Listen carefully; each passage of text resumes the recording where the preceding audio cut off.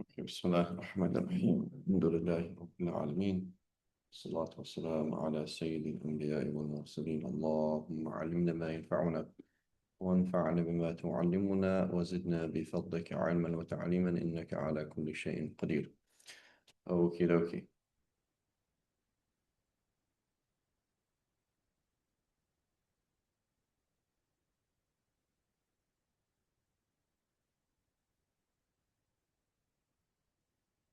So it says the Friday mid prayer in congregation is fard ain, personally obligatory. Okay, it's a personal obligation. So the other prayers are a communal obligation. So what does that mean? A personal obligation is you personally have to do something. Right? Is my voice clear? Yes. Okay. So you personally have to do something. Okay. Fard kifaya is a communal obligation, meaning somebody has to do it. Right? Somebody has to make sure that there is something called an ER clinic, right? Like somebody has to make sure that we have access to healthcare. Somebody has to make sure that, for example, the food that people eat is safe to consume. Somebody has to make sure that cars are safe. Somebody has to make sure that there is the country is safe for invasion, right? That's called a fard kifaya, communal obligation. Somebody has to do it. As long as enough people do it, as long as the job is done, it's done. It's not something that you specifically have to do. It's not sort of that you do it. It is just specific. It is something that just has to be done. But Jumu'ah is a personal obligation. But for whom? It says for every Muslim who is male. So a female does not have to go to Jumu'ah. Who is free. Somebody who is a slave does not have to go to Jumu'ah. Resident in the locality, somebody who is just passing through for a day or so, is not obliged to go. Right?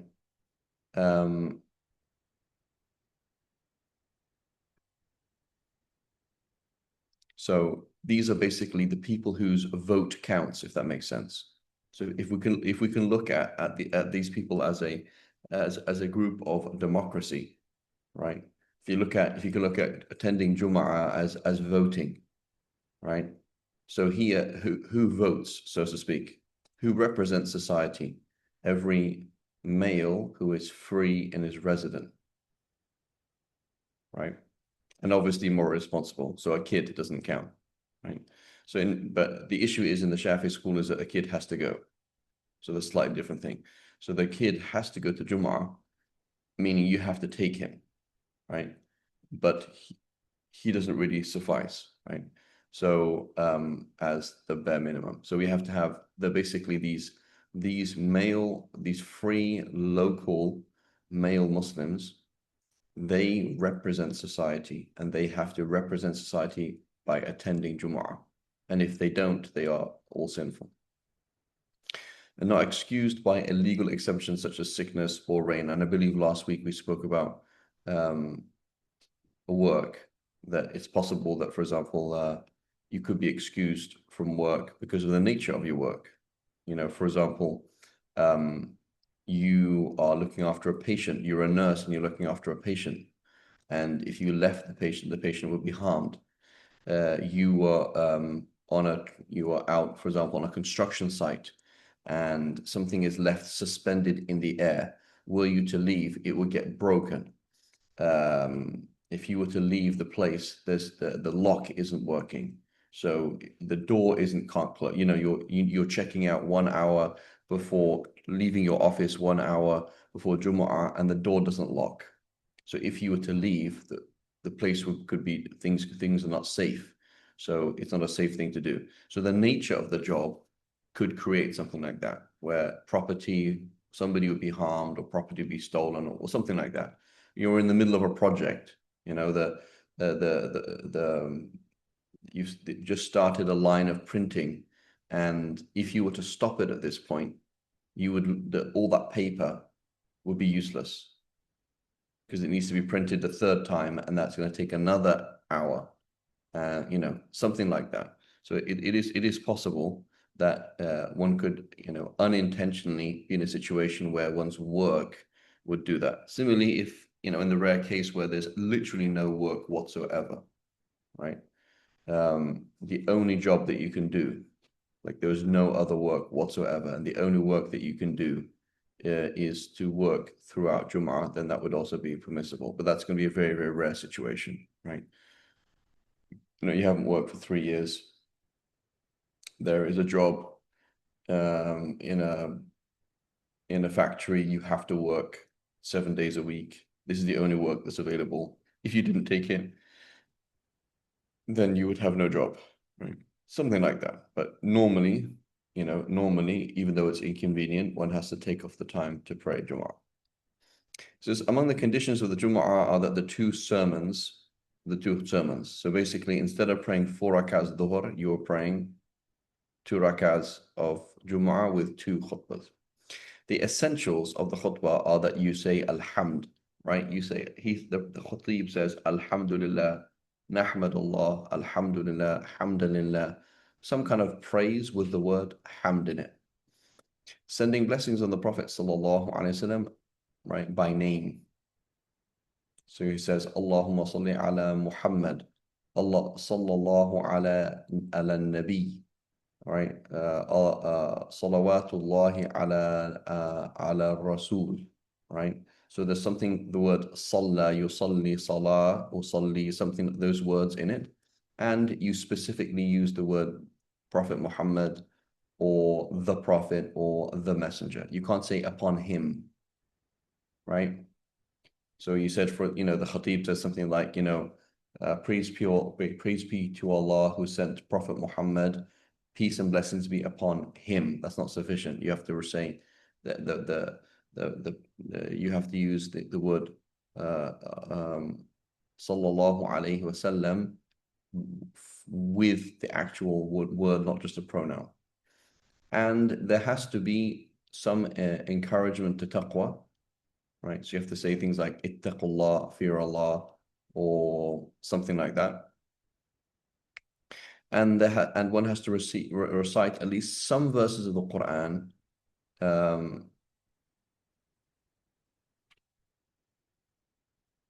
in each of the 2 sermons, and one has to make a prayer for the believers, men and women, in the last one, right? So the Imam stands up and he says, for example, Alhamdulillah, check. That's number 1 done. Allahumma salli ala Muhammad, check. Okay, ittaqullah, fear Allah, check. Bismillahir Rahmanir Rahim, Qul huwallahu ahad. Okay, check. And he sits down. Then he stands up and he says, Alhamdulillah, check. Right? Allahumma salli ala Muhammad, check. Done, right? And then he says, ittaqullah, fear Allah.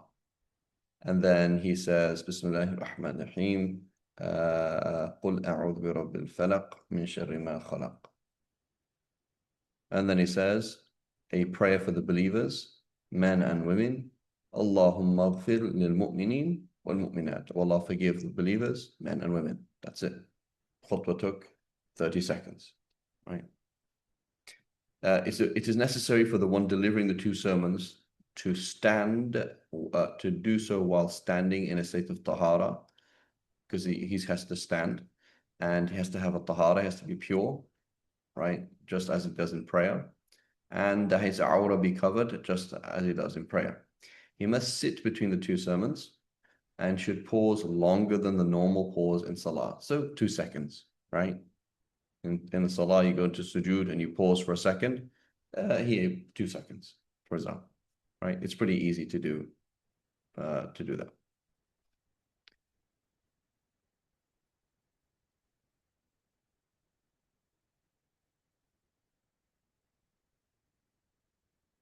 Right? So it says, establishing the congregational prayer and the janazah are obligations which fall upon the whole community, right? Meaning it's fard kifaya. So communal obligation, what does that mean? It means, for example, I live in a village, and in this village, there is Adam, Mustafa, and myself. Okay. So the communal obligation of praying Dhuhr or Asr or Fajr, okay? Here's, for example, Sister Lizette. Sister Lizette, for example, she loves going to the masjid. So she's always the first person there. Okay? She goes to the masjid and I'm not there, Mustafa's not there, and Adam's not there. And we're the only people who live in this village. Okay? So she's waiting around and nobody does anything, so she just prays Fajr, right, in the masjid. So does she fulfill the communal obligation? No. Okay, that doesn't count. Why? Because she's a female. Okay, so then Adam and I, we decide that we're going to fulfill this communal obligation in private. So I privately message Adam and he comes to my house in private, and Lizette and Mustafa don't know what's happening. But basically every single day, Adam and I, we get together for each 5 of the prayers. So now these 2 men are praying in congregation, but that doesn't fulfill the communal obligation because it's not public. Okay, so it doesn't have to be public property, but it has to be public and accessible. Okay, so we need to have basically 2 men in that city / village getting together in a public way, in a publicly accessible way. Okay, that's how Dhuhr, Asr, Maghrib, Isha, Fajr, etc. That's how these things are done publicly. Otherwise, everybody is sinful because it's not being done. Okay. So these are these like public structures, right? So you have to understand there's these certain political, religio-political things that are done in Islam, like the adhan, which is slightly different, and like praying in a group prayer, which is kind of a statement to society, right? It's a statement to society that this is a Muslim place and people are here are praying, etc. Okay. So otherwise, it is not obligatory to go to the masjid, right? So generally across the the madhahib, we have 3 positions on men praying in the masjid, right? For a man to pray in the masjid, one position that exists within the Shafi school is that it is personally obligatory, meaning it's like Jumu'ah. Praying Fajr is like praying Jumu'ah. So if you excuse from praying Fajr in the masjid, that's fine. But otherwise, you're sinful if you don't go for the 5 daily prayers, right? That's position number 1. That is not the relied upon position in the Shafi school, and it exists within the different madhahib, but it's not relied upon. Position number 2 is that it's a communal obligation, as we just mentioned, right?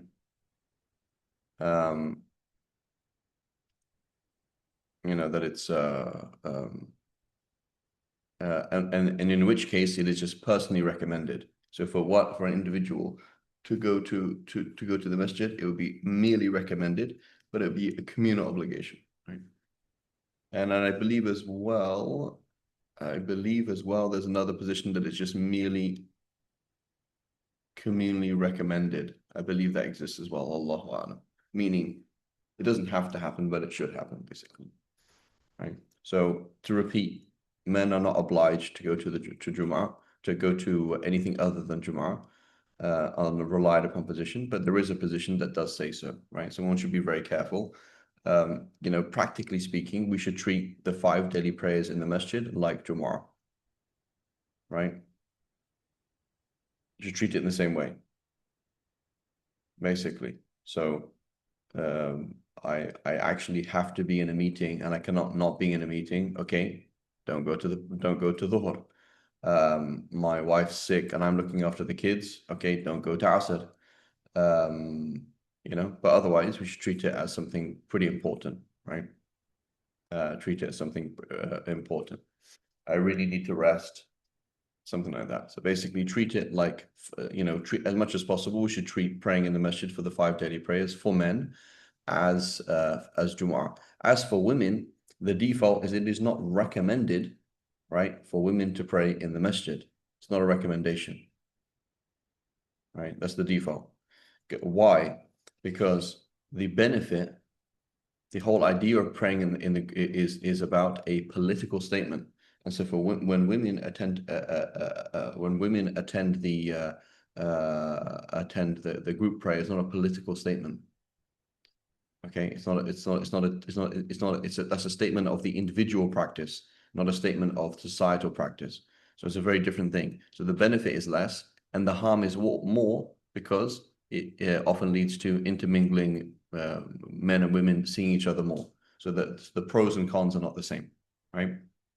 And the Prophet in general encourage women to pray at home. There's more ajr if you pray at home for a woman than praying in the masjid, in general, right? That's the general picture, right? However, the Prophet also forbade men from prohibiting their wives to go to the masjid. So the Shafi school says it is offensive for a woman to pray in the masjid, but it is offensive for a man to stop his wife from going to the masjid, which is interesting, right? So for a woman to go and pray in the masjid in the Shafi school by default, is something that is discouraged. It's offensive. You do something that Allah doesn't want you to do, right? That's the default. At the same time, if she wants to go and her husband says, no, I don't want you to go, he has that right? As the husband, he can say, no, I don't want you to leave the house, or I don't want you to go there. He has the right to do that. However, it is offensive for him to do that, right? Without reason. Does that make sense? Everyone's following? Yes. Right. So the default for a woman to go to the masjid is offensive, which is no point. Why would you offend Allah, right? And then the default is that it would be offensive for her to go to offensive for her husband to stop her, right? Generally speaking, Sister Lizette, generally it's not recommended, right? And generally it's not recommended. However, okay. However, we said before that why is it not recommended? We said, look, the benefit is negligible. Well, number one, the process there's hadiths about it. That's number one. But if you think about the logic is that the benefit is negligible, right? The benefit is negligible, meaning it's just an expression of personal worship, not public worship. And the default is all personal worship should be done privately. So the benefit is negligible and the harm is significant, right? But do you think we could have scenarios where it's the opposite? Could we have scenarios in the world where the benefit of going to the masjid for a woman is very significant and the harm is negligible? Exactly, right? So I remember my mum, right? I was where if you look up a place called Hereford, right? Here Ford, Ford, right? Hereford in England. It's in the middle of nowhere. That's where I grew up, okay? And I think there still isn't a mosque there, right? So I remember my mum being in the situation. She's a convert, but okay, she's established in her deen and praying 5 times a day and etc. But it's like we were in the middle of nowhere, and I remember her saying this, like, I really, really, really want to go to Eid. Like I really want to go to Eid prayer. And so we didn't want to tell her what was going on because it was a bit crazy. Where we prayed Eid, because there was a lot of things that shouldn't be happening at that place. But like she was like, I really want to go, because how many sisters does she have in her community? 0. Like there is no Muslim community, period. There's like one Bengali lady that she can't speak to, that's it. So it's like, I need something. So if you can imagine, for example, in general in the West, where you say, for example, I'm a sister, number one, I'm always interacting with men. I go to work and interact with men. I go to the shop and interact with men. So you say the harm of going to the masjid, oh, I'm going to interact with men. It's fairly negligible, right? It's not the same as, for example, let's say, imagine back in the day, The women of the village, they all work together. They all, they might see men in the street, but they don't, or they in the shop here and there. But it's like otherwise they all work together, and the only men they're gonna see is basically their brother, their dad, and their husband, right? Whereas now it's like you're already in a situation, you already live a life where you're continually interacting with men. You're on campus, right? As a female student on campus, you're continually interacting with men, right? So it's kind of negligible. So they say, are you trying to say that I can, I can interact with, I don't know, men in one context, but if it's a religious context, it's therefore worse? That would be a little bit interesting to say, right? Maybe not very logical. And then the benefit, right, is a sister, for example, she's a convert. She doesn't know anything about her religion. She doesn't even know how to pray, right?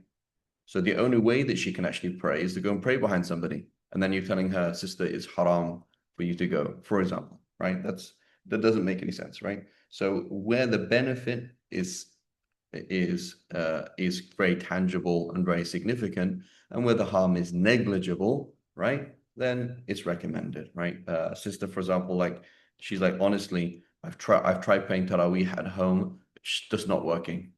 Like I've first week of Ramadan, she's like, yeah, I'm gonna pray Taraweeh at home, and before Ramadan, I memorized 8 ajza, and then in reality, she hasn't memorized anything, and when she tries and prays at home, it kind of doesn't happen.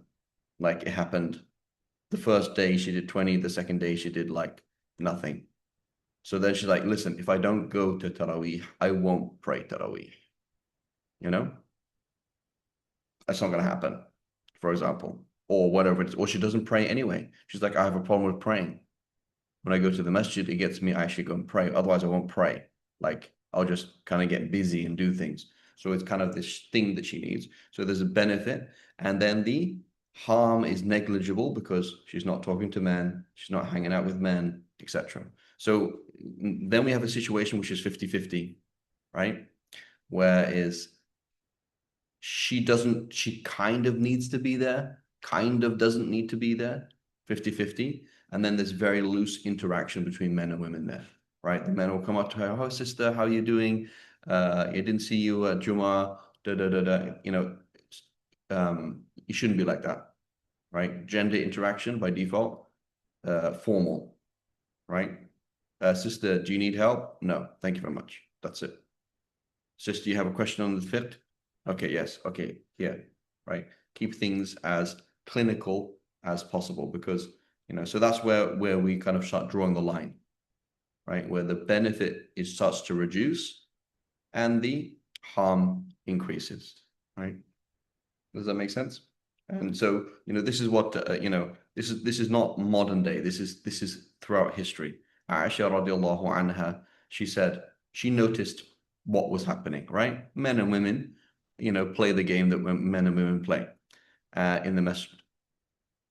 And Aisha radiallahu anha, she said, if the Prophet sallallahu alaihi wasallam saw what women do today, meaning in her time, 1,400 years ago, right? If the Prophet ﷺ saw what women do today, he would have forbidden women to come to the masjid, just as the women of the children of Israel were forbidden going to the synagogues, right? So, obviously she observed behavior, things that were happening that shouldn't have been happening, right? And you can assume that things are worse today than they are back then, right? So the default then is no, it doesn't happen unless, right? And that's the same thing we can do a general analogy with gender interaction. When should we ever have, mixed gatherings and these kind of things? The benefit is high, the harm is low. For example, interacting with your non-Muslim relatives, right? The benefit is quite important, right? And the harm is often negligible. But what if the harm becomes very significant, So, just in my own family, for example, my cousins, they're all females, basically. I have like one male cousin and he speaks Italian, and I can't speak Italian and he lives in another country. So like we didn't hang out with our cousins. because they're all the same age and they're all female, you know? But for example, as we get older, right? Cousins going to the 30s, 40s, 50s, right? You know, you can see that then the harm is going to reduce, right?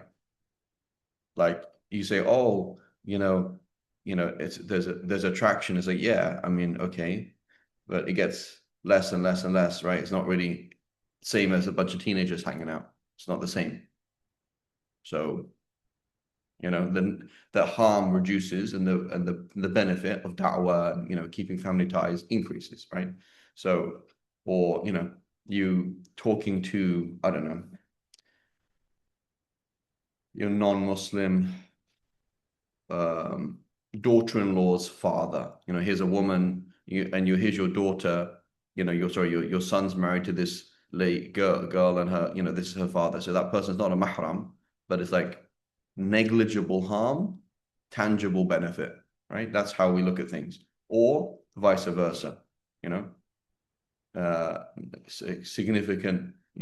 Here's a sister, for example, she had, stopping the car in the middle of nowhere, and there's a lady by herself who's broken down. Obviously, there's tangible benefit, right? There's tangible benefit. Here's this lady in the middle of in the road who needs assistance, right? Tangible benefit, but possible harm, right? So as long as the harm is less, then obviously you stop and help her, right?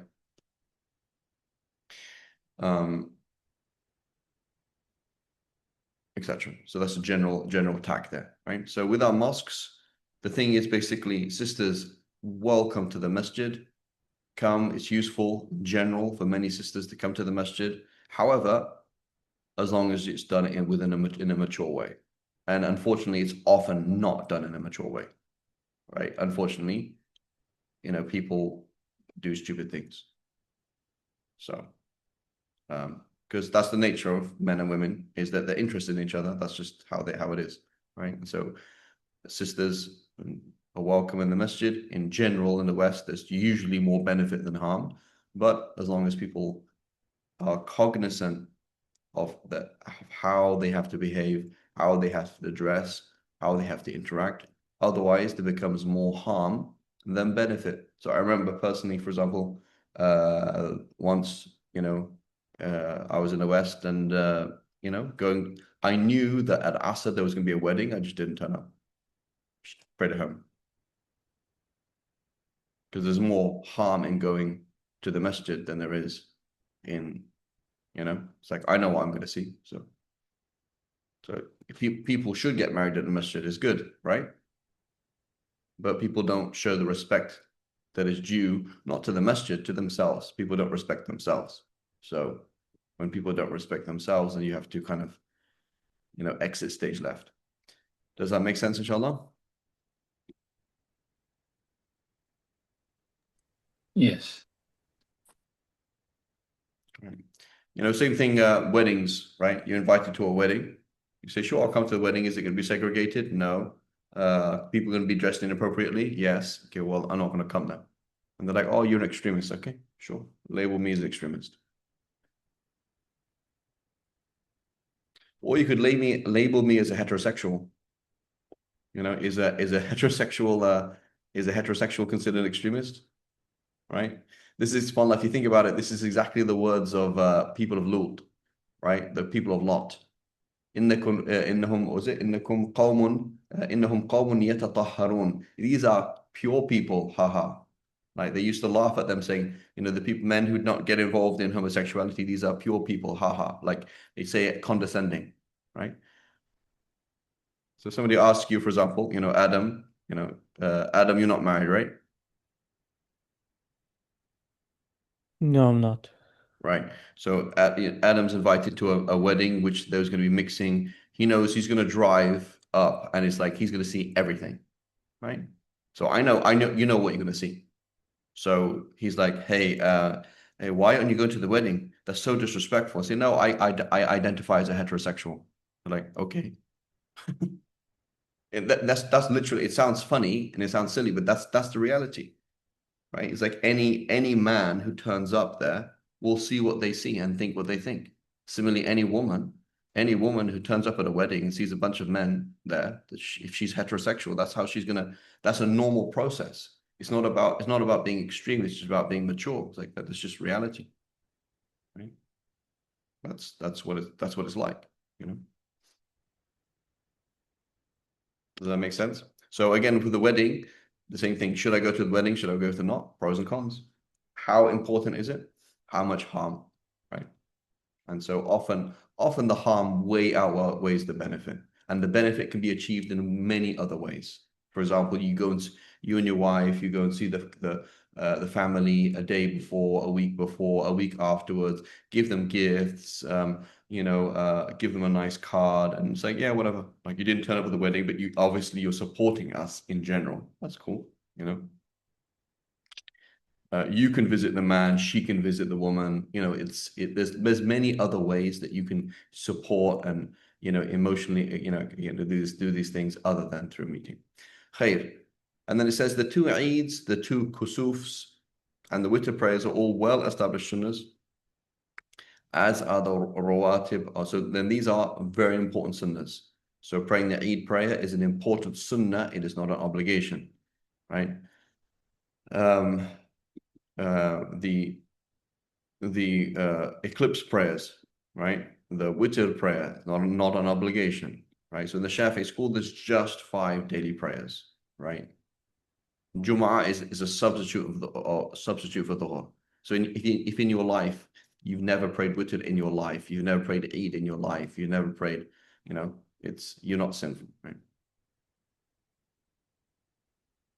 That is correct, right? And so the Imam Shafi'i, he says, he says well-established sunnahs. You know, Imam Shafi'i, listen to the language Imam Shafi'i said. He said for the prayers before and after dhuhr, for example, prayers before and after, you know, the prayers, the sunnah prayers that go around the fard prayer. These are called the rawatib. He said, I do not allow anybody to miss them. I do not permit anybody to miss them. But I do not make it obligatory.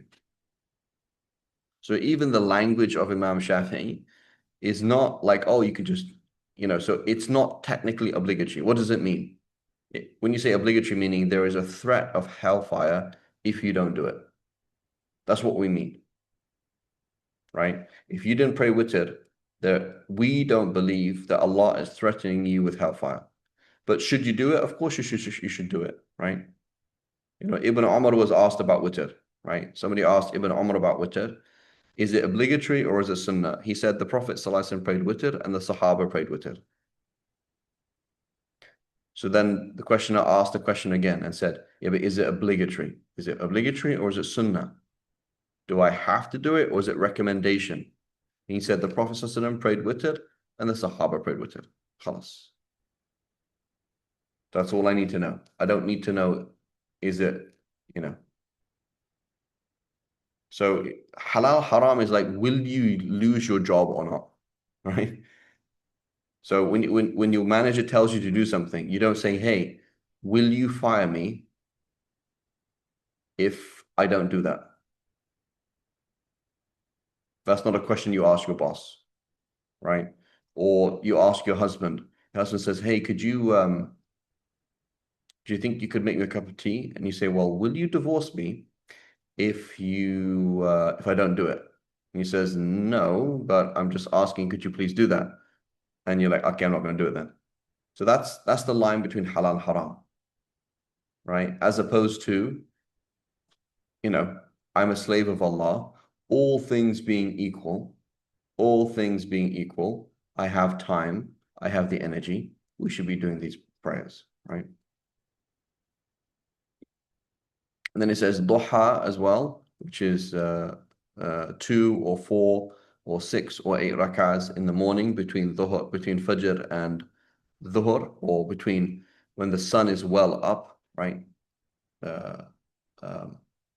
When the sun is well up till Dhuhr, and Taraweeh, which is 20 rak'ahs in the nights of Ramadan. These are also sunnahs as well. And here mentions the sunnahs before and after the prayers. So when Fajr comes in, Subh, when Fajr comes in, there is 2 rak'ahs before it. And then there's 2 rak'ahs of the Fard itself. And then there's nothing after Fajr, right? You don't pray after Fajr until the sun is well up. And then when Dhuhr comes in, you pray 2 or you pray 4, meaning 2 and then 2, right? You can pray 4 in one go, right? But it's better to do 2 and then another 2, right? So you do 2 and then another 2, and then you pray 4 rakahs of Dhuhr, and then you pray 2 and then another 2, so that you can add a little +2 here. So you have 2 or 4 before Dhuhr or 2 and 4 after the Dhuhr, right? And then for Asr, you have 2 or 4, and again, 2 by 2. So the default in Shafi school is everything's done 2 by 2. Right? You pray 2 rakahs, give salams, you get up, pray another 2 rakahs. So for Asr, 2 rakahs, give salams, pray another 2 rakahs. Right? And then you have the Fard, and then after Asr, just like after Fajr, there are no prayers. And then Maghrib, there is 2 rakahs before Maghrib. Right? Maghrib comes in, you pray 2 rakahs. Then you pray then you pray 3 rakahs here, and then it mentions 4 here. I don't know what this 4 is. I don't know what that, but I know of 2. Wallahu a'lam. So there's 2. Now there's something else between Maghrib and Isha, which is called Salat al-Awwabin. That is 2 to 40 rakah, 2 to 20 rakahs of Salat al-Awwabin, right? So you pray your 2 rakahs here, and then there's another sunnah which is called Salat al-Awwabin, the prayer of those who turn to Allah, which is 2 or 4 up to 20 rakahs, again 2 by 2, or between Maghrib and Isha. It's called Salat al-Awwabin. And then we have 2 rakahs of Isha, and then we have the 4 rakahs of Isha again, and then 2 rakahs after Isha, and then witr. And witr is 1 rakah, or 3 rakahs, or 5 rakahs, or 7 rakahs, or 9, or 11. Okay. So you do 2 by 2. You do 2, give salam, stand up and pray 1, right? Or 2, and then another 2, and then 1, right? Or so you can do up to 5 in one go. You can do like 3 in one go, or up to 5 in one go. But it's better to do 2, give salams, and then get up, do another 2, give salams, and then etc. Now, how many of these should you pray? You should only do what you can do regularly, right? You should not be chaotic, okay? You should not be chaotic. So the shaitan says, oh yeah, do Salat al-Awwabin, right? 20 rakahs between Maghrib and Isha. That's fantastic. But all he wants you to do is be chaotic. So we have to understand the shaitan's very clever. He often tells you to do sunnahs because A, he wants life to get too difficult for you. B, he wants you to be inconsistent. C, he wants you to leave other obligations. So he's very clever. So shaitan and the nafs, they like things to be chaotic. Whereas the ruh, the mature ruh, which is attached to Allah, likes things to be cool, calm, collected, and consistent. Right? Cool, calm, collected, and consistent. Meaning, you pray your 2 rakahs before Fajr. That's very important. And you pray your Fajr. You pray your 2 rakahs before Dhuhr. And if you can regularly pray 4 rakahs before Dhuhr, you do that. Otherwise, just keep to 2. Do what you can do on a regular basis. The length of the prayers, right? So for example, for myself, right, I used to pray 8 rakahs of duha. Okay, I used to pray 8. And then when I started working, it's a long time ago, about 20 years ago, right, I stopped. I can't pray duha. I can't pray 8 rakahs of duha in the morning. The morning is always a time of like there's most work. So I went down to 2 rakahs. And I didn't just go down to 2 rakahs of duha. I went to go down to 2 brief rakahs, right? Keep it brief, right? So I have a standard, a certain shape. Like this is how I pray. Okay? All things being equal, obviously there's scenario and things that happen in life, but in general, like this is the modus operandi. This is how this person works, right? Is that so? And so then I later on I found out that there was like the minimum akmal, the minimum like proper duha was 4, right? So then it's like 4 rakahs of brief prayer. Can you see the idea, like coming down from 8 to 4? Why come down to 8 to 4? To be consistent. And that's my jihad every morning for the last basically 20 years. It's like, okay, you get up in the morning, there's this and this and this and this, get your 4 rakahs in, right? So this is, as opposed to Shaitan says, why are you only praying 4? You should pray 8. Shaitan, you only want me to pray 8 because you don't want me to be consistent, that's all. He wants me to do 8 today and nothing tomorrow. That's why. Very, yeah. Sustainability, right? What's the best thing? You go to the gym for 5 hours on one day and then nothing for the next month. Meaningless. A 20-minute walk will be better, right? Somebody has a 20-minute walk their whole life is much better for them, right? So the shaitan, he likes you to just be random and just like start, stop, start, stop. He just knows that, right? So, similarly being brief, shaitan says, oh, do this, do this. No, no, no, no. Just keep it short, small and then add slowly, right? So if you can't regularly pray your 4 rakahs before dhuhr, for example, dhuhr is always busy for me, then don't do it. Just do 2 and then another 2, right? 2 before, 2 after. Asr, I remember some of my teachers, I didn't see them pray 4 rakahs before Asr. And then I know, because you get older, things happen. Like I can't do it. I'm at work at that time, can't do it. Praying Asr is hard enough. So be consistent, that's the main thing, right? Stick to something. Witr, right? Again, for the last 20 years, 5 rakahs of witr. That's it. That's my thing. Pray 5 rakahs of witr with this length. This is what I'm going to do in the first sajda. This is what I'm going to do in the second sajda. Right? That's witr.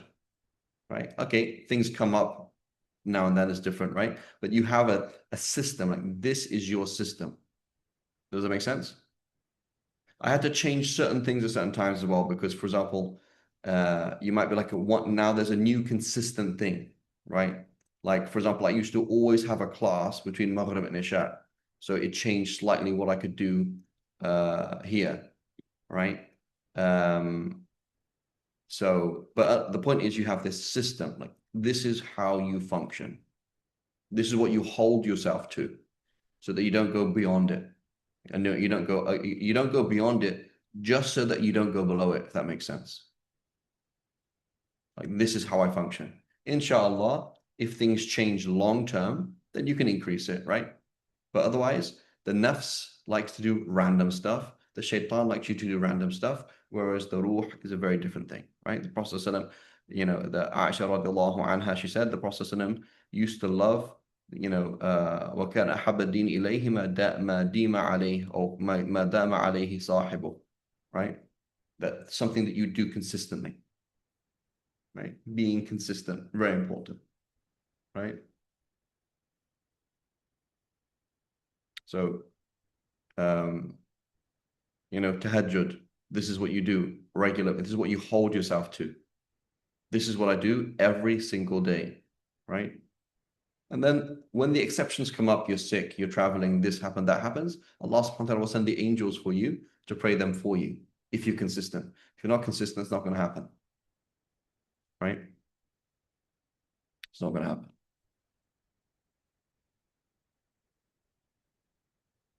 Okay, makes sense, inshallah?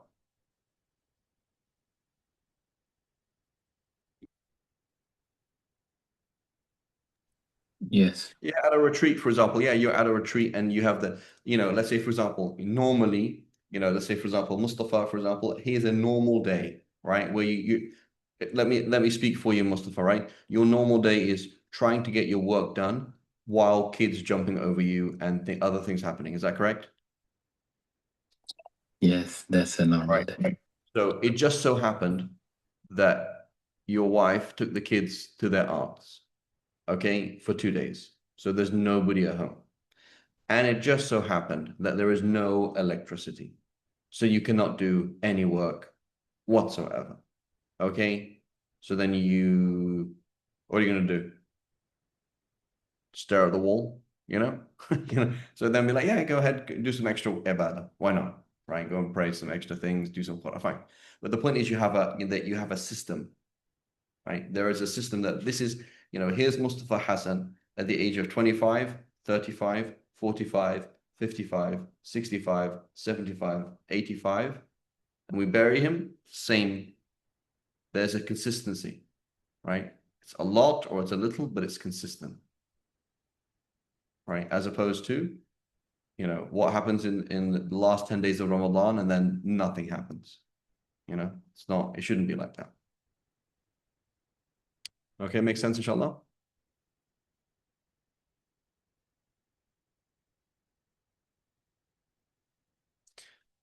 Okay, so we hope to finish, we have fasting and zakah and hajj and umrah in about by the end, inshallah. So we have, yeah, I think by the end of this month, we should finish the book, inshallah. Inshallah ta'ala. Okay. So the book is very, like, doesn't tell us much about hajj and umrah and these kind of things.